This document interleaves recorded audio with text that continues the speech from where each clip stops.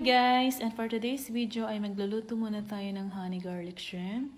Ayan, so bali maglagay lang tayo ng 3 tablespoons of honey and then 2 tablespoons of soy sauce, 1/2 teaspoon garlic, tapos halu-haluin lang natin yan.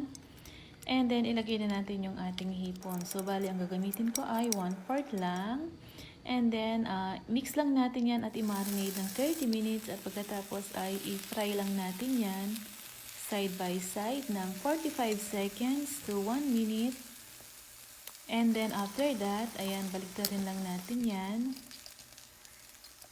At kapag nabaligtad na lahat, wait lang tayo ulit ng another 45 seconds. And then i-add na naman natin ngayon yung ating marinade. Ayan guys. So guys, ganun lang kadali at lulutuin lang natin yan ng 2 minuto. At syempre, after 2 minutes, ay ready na ang ating honey garlic shrimps. Happy eating!